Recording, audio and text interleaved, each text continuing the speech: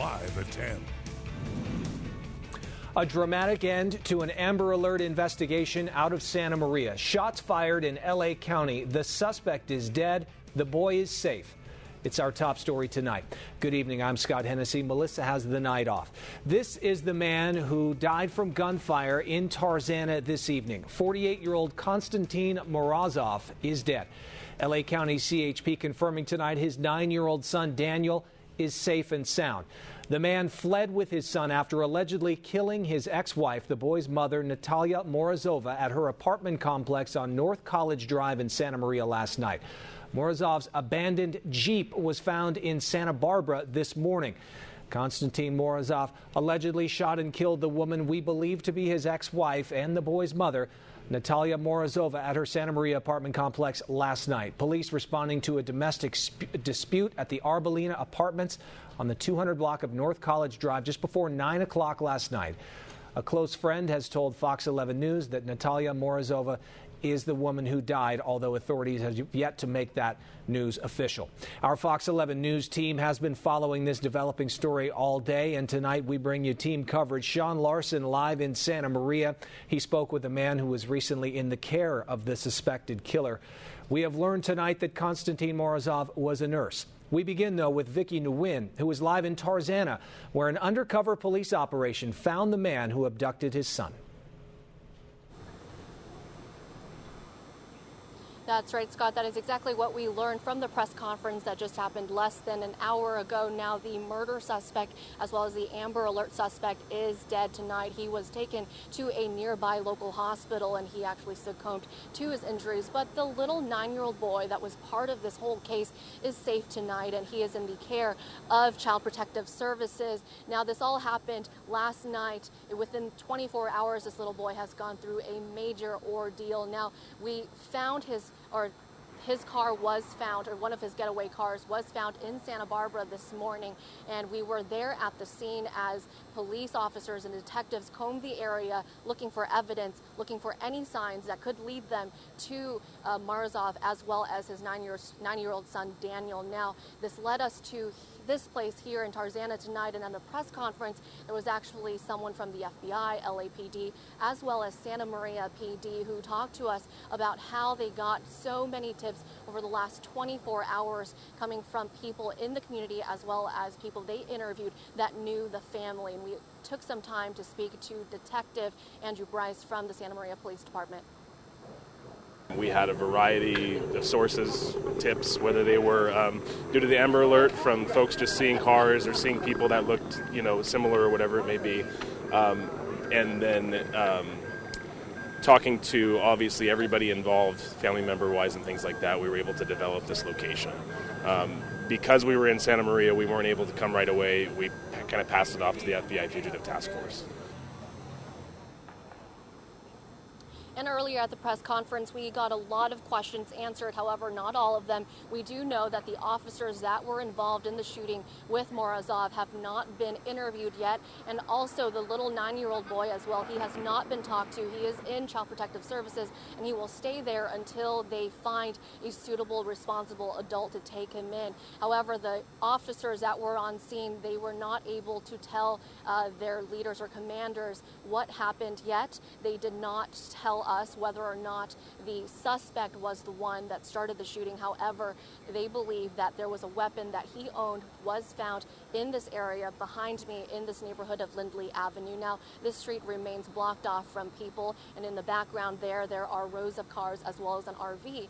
That's where law enforcement will be spending the rest of the night, and they told us that right now they just have preliminary information, but as soon as they get more, they will let us know. We'll have more details as it comes available. Please follow us on our website as well as our social media platforms. Reporting live in Tarzana, Vicki Nguyen, Fox 11 News. Vicki, thank you for that late-breaking information tonight. So we know that the suspect ditched a getaway car in Santa Maria. You may have gotten the Amber Alert late last night after midnight. That was a Volkswagen. That car was found in Santa Maria.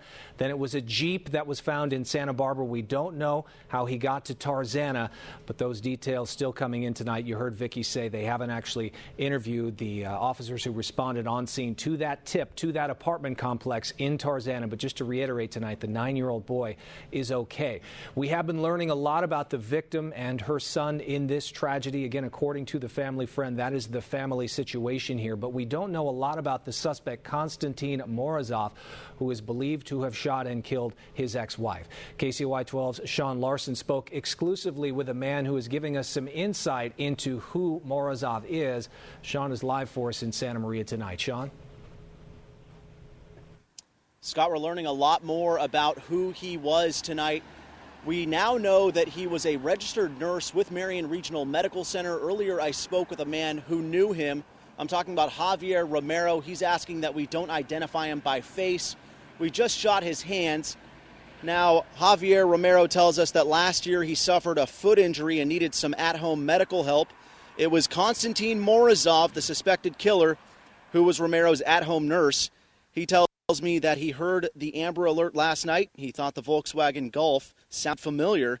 And when he read Morozov's name in the next Amber Alert, he couldn't believe it. I told my girlfriend, hey, that's the guy that took care of me. He's an excellent guy. He did a good job on my foot. You know, you never know. I've been in healthcare for over 25 years, and he is a very competent person. I mean, he really knows his stuff. He really did a good job. He probably should have, gone to counseling with the wife. I'm just in shock. Sad. This shouldn't have happened. You never, ever go out there and go kill somebody.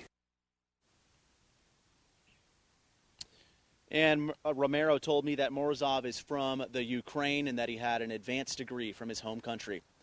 Live in Santa Maria, Sean Larson, Fox 11 News.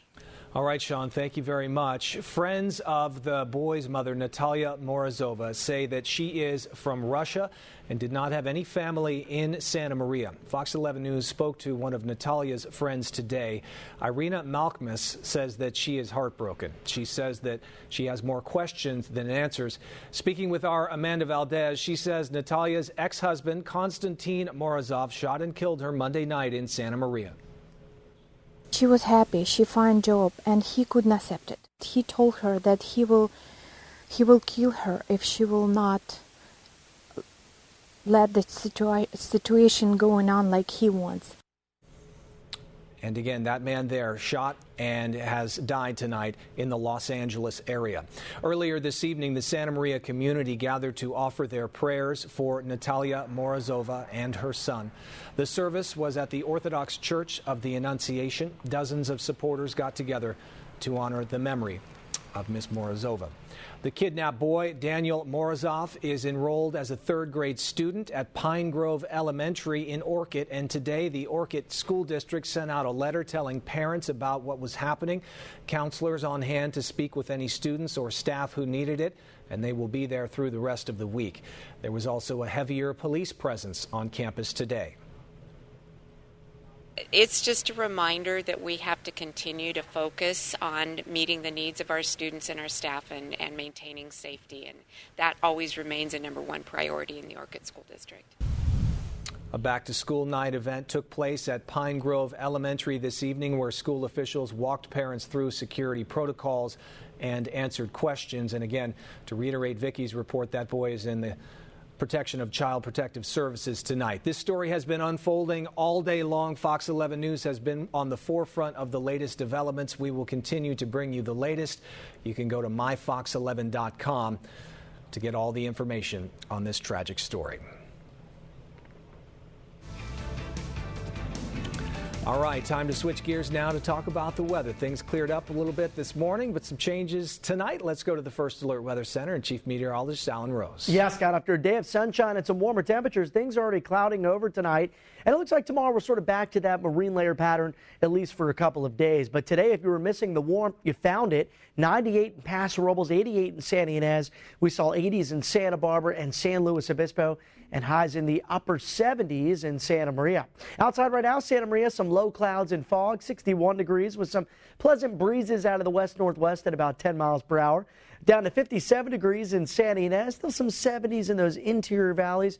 Cuyama, the hot spot right now, 64 in Santa Barbara, 59 in AG, and 60 in Morro Bay. Here it is, a more widespread and more pronounced marine layer tonight versus What we saw last night at this time, still not in place across the south coast just yet. But if you look at the model here, it looks like by tomorrow morning, we do see the widespread clouds up north. We see areas of clouds and fog around the south coast, including Carpinteria, Montecito, Santa Barbara, and Goleta. And then by the afternoon, we do turn to sunshine, but I think with the deeper marine layer pattern for tomorrow, it looks like temperatures do cool down a few degrees. So we take a step backward, Scott, and then we surge ahead forward. In fact, we're tracking probably the biggest heat wave we've seen in quite some time. That's coming your way as we look at that extended forecast, and I'll have all those details for you in just a few minutes. For now, send things back to you. Thanks, Alan. A Grover Beach police officer was injured while arresting an armed felon. Just before 4 in the morning, officers called to Ramona Avenue on a trespassing complaint. Officers arrested Rudy Jesse Perez Jr., the man you see here. Then they tried to detain Gilbert Duran Hooper, but he resisted and tried to run away, resulting in a fight with officers. During the fight, officers found a concealed gun tucked into Duran Hooper's waistband. He was booked into San Luis Obispo County Jail. One officer suffered minor injuries as a result of that altercation and was treated and released at the scene. A bank robbery in Orkut turned deadly this morning. It happened on South Bradley Road near the Clark Avenue intersection. Tonight, we know the man who tried to rob that credit union and was shot by sheriff's deputies. His name, 30-year-old Robert Earl Adams of Napomo, armed with a knife when he walked into the Coast Hills Credit Union. They're calling it a strong-armed robbery. He took off with an undisclosed amount of cash. Witnesses reported seeing him run west towards Bradley Road. He was then spotted heading south in the area known as the Bradley Dip between Clark Avenue and Rice Ranch Road. A sheriff's deputy arrived on scene and confronted the man, told him to drop his knife, which they say he did not. The sheriff's office is not giving further details, only that the deputy shot the man who died at the hospital. This is the type of thing we never want to see happen. This is a situation that everyone is saddened by, and we will definitely take our time to do a thorough investigation. Sheriff's detectives and deputies shut down the road for hours as they investigated. Sheriff Bill Brown on scene getting briefed on what happened. Bradley Road is back open tonight.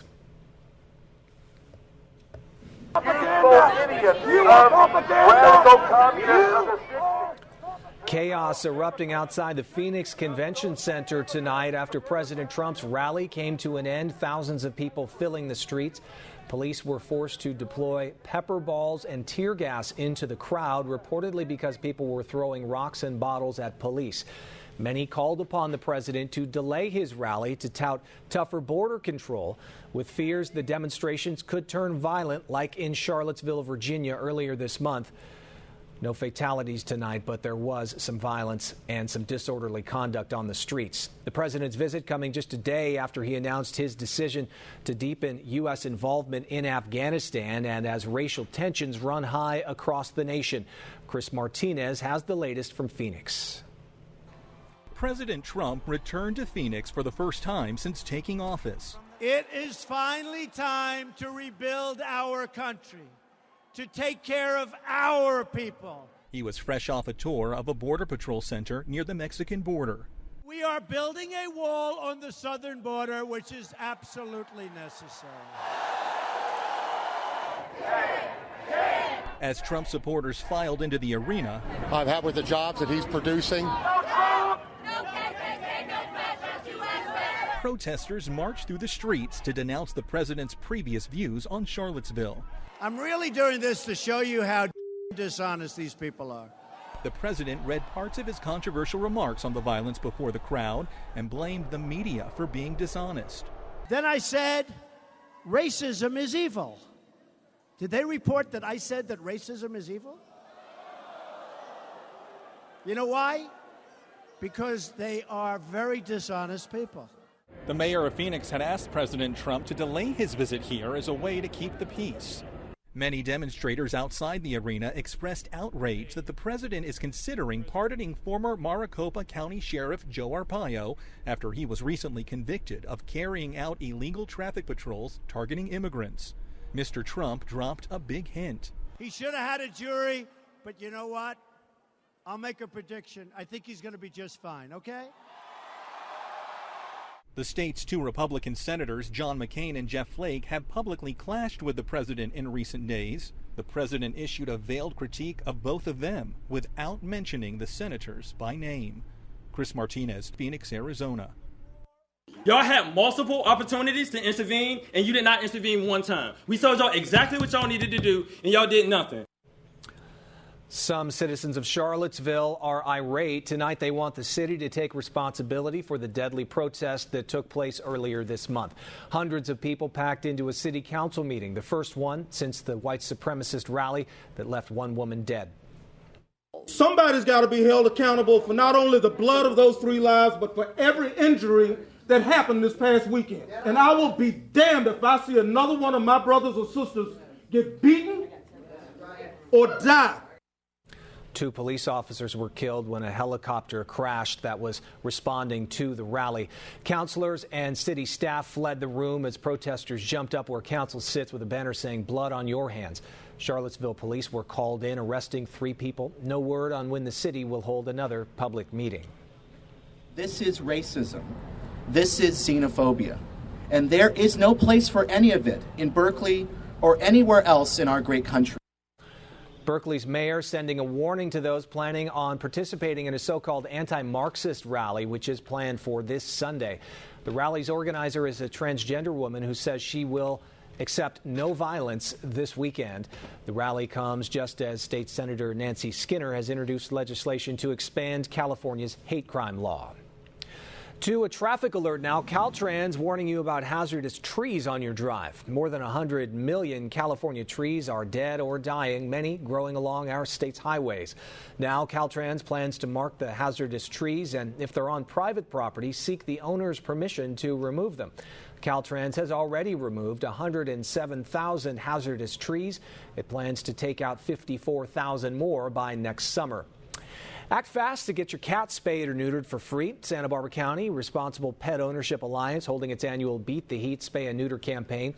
The first 100 cats and kittens of Santa Barbara County residents signed up for spaying or neutering in the month of September will get a spay or neuter, rabies vaccine, and a feline distemper vaccine, all for $30. The goal of the program is to help prevent the birth of unwanted animals, one pet at a time. All right, Alan's back talking about warm-up. Yeah, it's going to get pretty hot, Scott. The good news here is that we cool down a few degrees tomorrow and Thursday, and we're going to skyrocket up. I know it's not the 4th of July, but that term's appropriate. Well, I'm still going to look forward to the weekend, even if it's going to be hot. You know what? The weekends are the best for the heat, though, right? You can head to the beaches, you play tennis in the morning, head to the coast in the afternoon. It's A-OK. Now, today we saw some weak ridging, and we saw that marine layer not as present, so temperatures did warm a bit. Let's take it back to yesterday before we get to that forecast. Jay Wright took a series of photos sent to me by my email, arose@keyt.com, as seen from Solvang. And look at the partial eclipse there. Folks, I think, are still on cloud 9 after that eclipse yesterday, especially those that were in the path of totality, including our very own producer, Lauren Bennett. Hey, Lauren, why don't I have a picture from you? She's holding her hands up. She doesn't want to talk. Sorry to put you on the spot, kid. Maybe we'll get one from her and share it tomorrow night on Fox 11 News. That's my goal here at 10 o'clock. Stephanie Patterson took this one over the week, and I think they look like ghost clouds. Look at these clouds right over the mountains, as seen from Goleta. They were basically cumulus clouds that were developing because of some instability and moisture out there over the mountains. Haven't seen as much as that since Monday as we sort of transition back to that marine layer yesterday. Then today it was a sunny day. Whereas tonight, already seeing that marine layer redeveloping. No real problems with the visibility so far tonight. Cloud base is pretty high up, but there could be some patchy fog out there as you start your day on Wednesday. Now, Santa Maria does have the overcast. Santa Barbara does not. 64 degrees, mostly clear in Santa Barbara. 65 in Goleta, 59 in San Ynez, and now down to 61 in Santa Maria and SLO. Tomorrow, areas of fog in the morning, then a bright and blue afternoon with some cooling. Temperatures down just a few degrees. From today, the valley is still the warmest with highs in the 80s and 90s. As we look at the futurecast tomorrow morning, you can see areas of gray to start out your Wednesday and then plenty of sunshine to follow. Looks like Wednesday is going to be a little cooler than Thursday. I think by Thursday, marine layer clears away a little more quickly, and that trend is really going to take off for us, folks, as we head towards the end of the week and the start of the weekend. So the trough still in place for about 48 more hours, but an August heat wave is setting up thanks to the strong strong ridge of high pressure. Haven't really seen a high this strong park itself overhead in quite some time. So the warming begins late this week, and I think by the weekend and into early next week, the bona fide heat wave sets up. We could be talking about several days in a row in the hottest valleys with triple-digit temps, and even the warmest coastal zones probably in the mid-80s to maybe lower 90s. So stay tuned for that. Details still forthcoming. Tomorrow, again, temperatures drop just a bit, 77 in Gaviota, 87 in Santa Ynez, and 75 in Santa Maria. Still get that summertime spread with the microclimates here, 60s for the SLO County beaches, 70s, 80s, and 90s as you head away from that cool and comfortable sea breeze to those interior valleys. 80 in Santa Barbara, 80 in Montecito, 75 in Carpinteria. Santa Maria 7-day forecast, 75 on Wednesday, up to 78 by Friday. And then we say goodbye to the 70s. The 80s make a return to that 7-day forecast for Santa Maria. Santa Barbara 80 tomorrow. Still some low clouds and fog through Thursday. And then a lot more sunshine as we head towards the weekend with mid-80s around downtown. But could be talking about some low 90s around the Riviera and the foothills. 5 cities, 60s Wednesday, Thursday. Temps do build about 10 degrees from that by the time we hit the weekend. And for Paso Robles, Scott, it's going to get hot here. 100 Friday. Could be as hot as maybe 105 by Monday and Tuesday. So not only is it going to get hot, I think the real deal here is that this could be an extended period of heat. So again, probably hasn't seen something like this since back in July. Been August, a while. We had some hot days in the beginning of the month. It's only 2. Okay. Yeah. We'll get ready for it, Alan. Thank you. That is 22 minutes of nonstop news and weather to start off this hour-long newscast. Still ahead, at what age do you talk to your child about gender identity? Many parents in a Northern California city didn't get a chance to answer those questions. And an update on a disaster at sea involving a U.S. Navy destroyer. What was recovered at the collision site. And photos and videos of a massive bear found at Rincon Point, later euthanized, is causing a big stir on social media. We'll tell you why they say they had to put that bear down. Melissa Mahan, Scott Hennessy, Chief Meteorologist Alan Rose, and Mike Clan Sports. This is Fox 11 News, live at 10.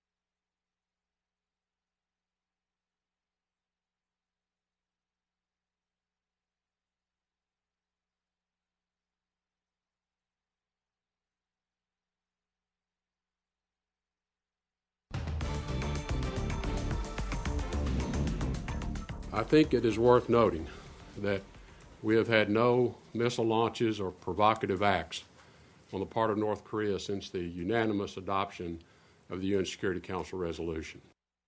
A departure from where relations stood just a short time ago with North Korea. The UN security resolution Secretary Tillerson referenced is one that bars nations from doing business with North Korea. But tonight, both China and Russia are being accused of violating the agreement and helping to fund Kim Jong-un's nuclear program. U.S. and South Korean military exercises are still taking place to prepare for possible North Korean aggression. An update now on a disaster at sea involving U.S. Navy destroyer. Malaysian Navy divers are reporting they have recovered a body at the collision site of the USS John S. McCain. They are searching the sea and ship for 10 missing sailors. The Navy destroyer collided with an oil tanker early Monday morning off the coast of Singapore. It left a gaping hole in the ship's hull, causing water to rush in and flood crew berths, machinery, and communication rooms. 5 sailors were also hurt. We will conduct a thorough and full investigation into this collision, what occurred, what happened, and how it happened. One tragedy like this is one too many. This is the 4th Navy mishap this year and the second major crash in 2 months. The head of Naval Operations is ruling out nothing, including cyber intrusion or sabotage in the investigation.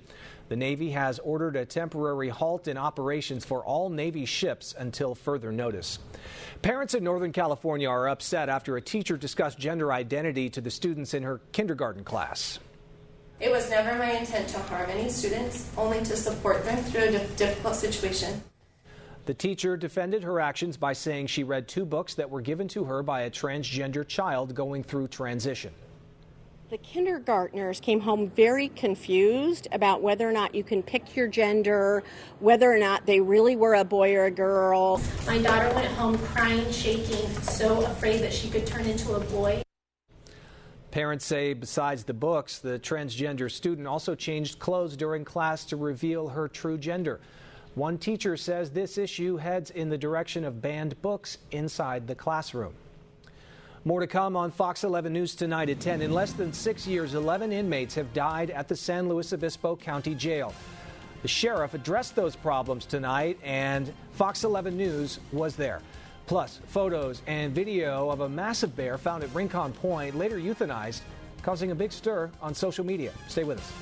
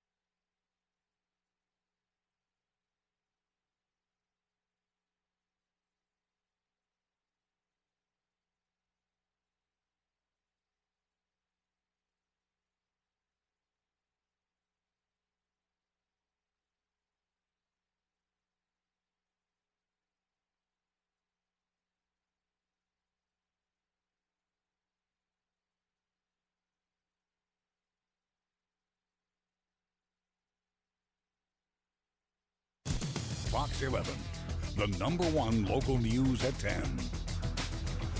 In less than 6 years, 11 inmates have died at the San Luis Obispo County Jail. Today, the sheriff addressed some of what led to the death of inmate Andrew Holland.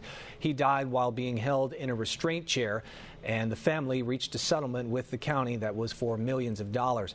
Fox 11's Melissa Newman was at the public meeting today where the sheriff and other county officials provided updates on what's happening at the jail. In front of a packed house, San Luis Obispo County Sheriff Ian Parkinson made a public presentation for the first time on what happened to Andrew Holland, the San Luis Obispo County inmate who died in a restraint chair. This situation is one Parkinson says put the jail between a rock and a hard place. If custody staff had chosen to remove Andrew at that time, it would have been against the medical and mental health staff advice. And if he had injured or more significantly killed himself, we would certainly be negligent, putting staff in a catch-22. Parkinson admitted that the staff left Holland in the chair for too long, but were trying to follow guidelines that they believed were safe. He argues the staff is not trained to make medical or mental health decisions. Staff must rely on professionally trained direction from mental health and medical experts to decide what is best for the patient. As I stated earlier, our staff are not trained in either field to an extent to make a medical or mental health decision. This is something that was echoed by some of the numerous people that signed up to give public comment to the supervisors. The sheriff is the sheriff. He's a great sheriff, but he's not a doctor, he's not a dentist, and he's not a psychiatrist. That's not enough for people like the Holland family. If the sheriff really wanted to promote his position, which has been that they followed all appropriate policies and procedures and that no laws were broken, then there should be no impediment. It should be in his interest to advocate for the release of the video. But Sheriff Parkinson made no mention of the video at all. Among some of the changes Sheriff Parkinson did announce were in cases like Andrew's, they will admit inmates into a mental health facility more quickly, whether that be in the county or elsewhere. The restraint chair has been permanently banned, and placing inmates in restraints for longer than 2 hours requires approval. Melissa Newman, Fox 11 News. A man has pleaded guilty for sexual assault at Carpinteria in Los Angeles. In July of 2015, a Carpinteria woman woke up to Luis Martinez Garcia sexually assaulting her. He was arrested by the Santa Barbara Sheriff's Department that day. While the case was being prosecuted, a DNA match was made linking Garcia to an unsolved rape case in Los Angeles County, which happened in May of 2015. Martinez will be in state prison for 19 years. A Ventura teen charged with killing 2 friends while driving under the influence appeared in a Santa Barbara courtroom this morning. 19-year-old Brandon Woodward pleaded not guilty. He faces felony manslaughter and DUI charges. His car went flying off Gibraltar Road in June. It rolled several times, finally stopping 300 feet down the side of the mountain. Woodward is scheduled to appear in court again October 3rd. Talk about a scary situation. A 2-year-old boy in British Columbia came face-to-face with an unwelcome intruder at home. He said, "Mom, look." And I looked around my friend, and there was a black bear standing in my dining room. That mother rushed her children to the bedroom while her friend shouted at the bear to get out. When that didn't work, the man punched the animal in the nose and managed to lock it out. Conservation officers put down the bear over concerns the animal did not fear humans. An update now on the black bear that wandered onto Rincon Point Beach Saturday. We have learned the animal had to be euthanized because it was sick. Photos and videos of the massive bear caused a big stir on social media. The bear came down the mouth of Rincon Creek Saturday morning, appearing emaciated and moving slowly. Soon after, wardens from the California Department of Fish and Wildlife showed up to monitor the animal. On Sunday morning, after the bear had not moved, wardens decided to tranquilize it as residents looked on. You could hear him snoring and sleeping. He was beautifully asleep, but breathing just fine. It could not have gone any smoother. The wardens transported the bear to a vet in Malibu, where it was eventually euthanized. The California Department of Fish and Wildlife and the vet decided the bear was too ill to be released back into the wild, where it would likely suffer and have difficulty surviving. And a surprise for public works staff in San Luis Obispo County. They were taking water samples at Lopez Lake when they ran into a couple of furry critters. Apparently the bears were looking for the same thing they were, a little bit of water, and they found it. Still ahead tonight on Fox 11 News at 10, hundreds of Uber riders claim they're being wrongfully charged for a cleaning fee up to $500. What the company is saying about the potential fraud. Plus, why a tech company held a massive robot dance party in China. I can do the robot. Might not look like that, but I think I'll spare you from home. And we are seeing more clouds out there tonight versus what we saw earlier today. So Wednesday is going to be a little grayer in the morning, a little cooler than this afternoon. Coming up, details on Wednesday's forecast and a warm-up in the extended. Stay with us. I almost roboted, but I decided.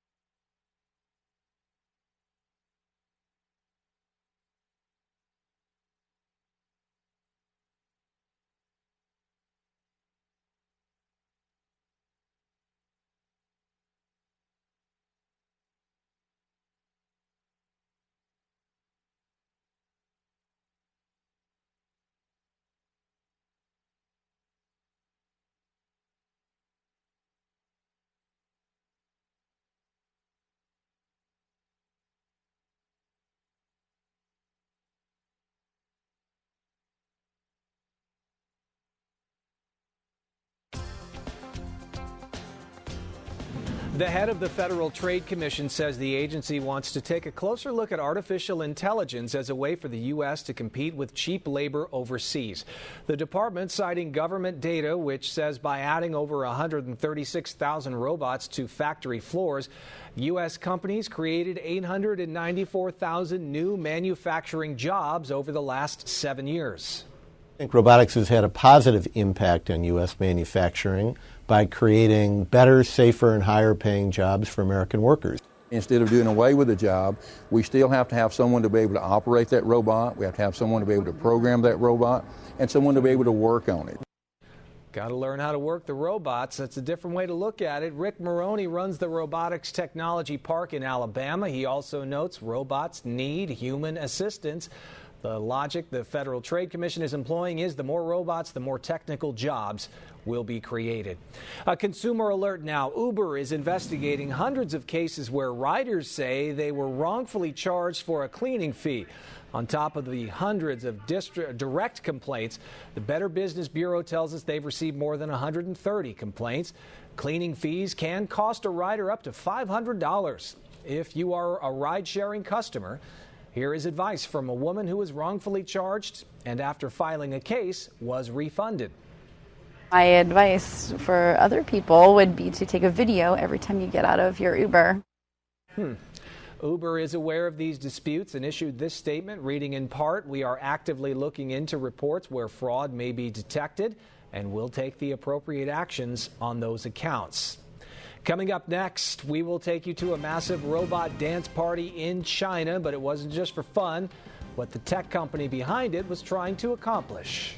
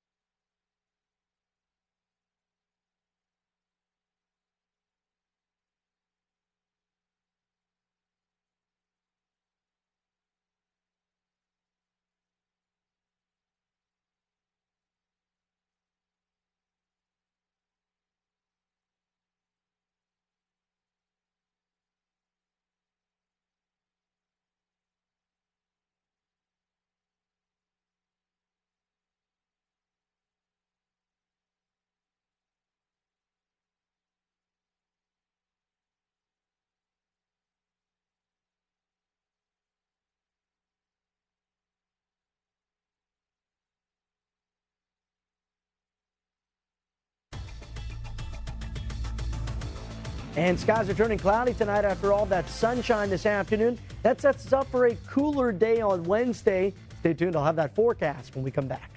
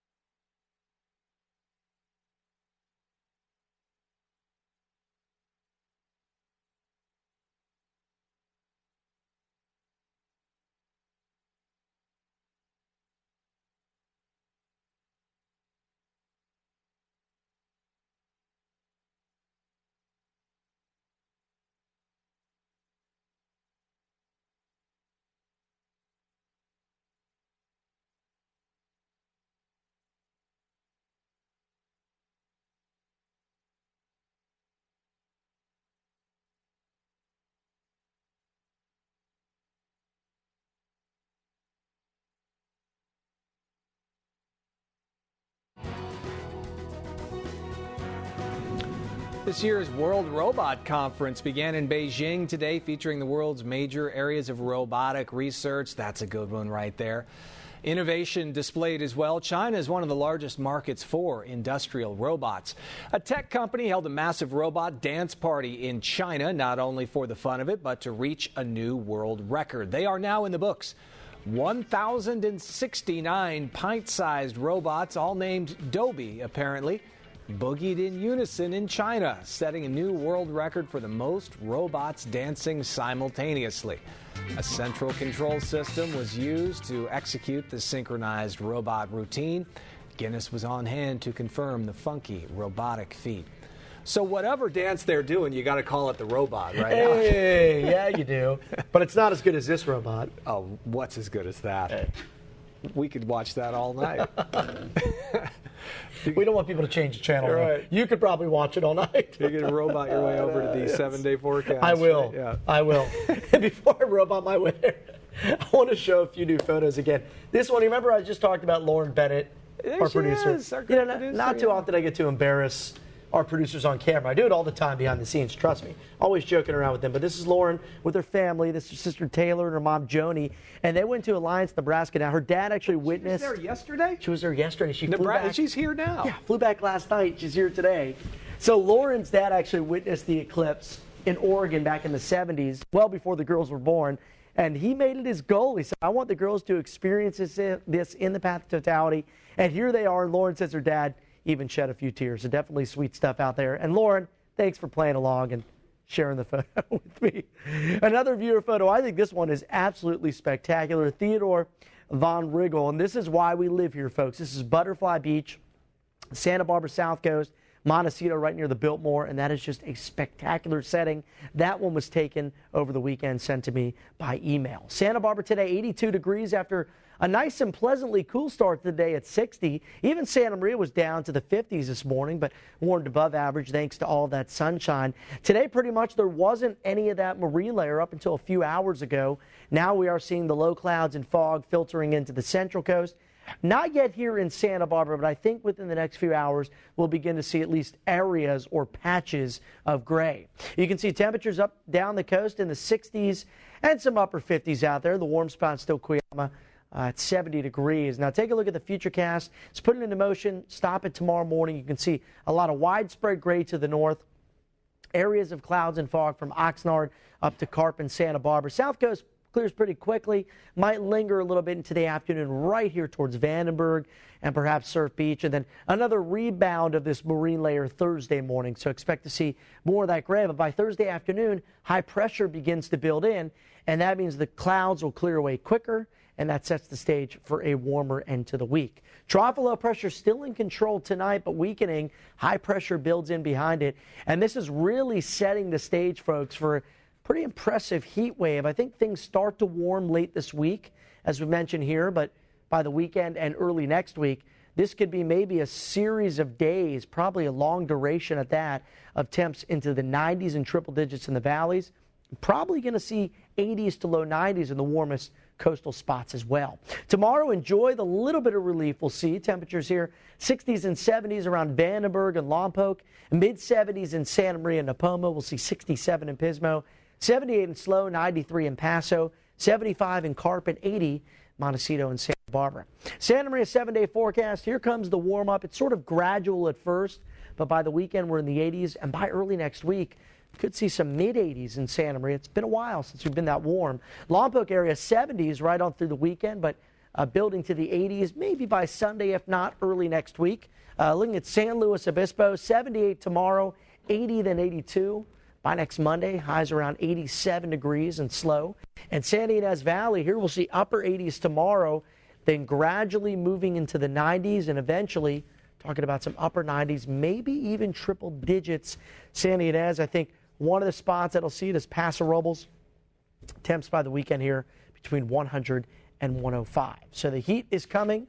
We're going to call it a heat wave. And you want to pay attention to the forecast. We'll have updates here on Fox 11 News in the morning and at night. But this heat wave could come with heat advisories and excessive heat warning. Okay. So that lets us know that, hey, sensitive groups to the heat, the elderly, the young kids, might be prone to some heat-related illnesses. All right, we'll get ready for it. Yeah.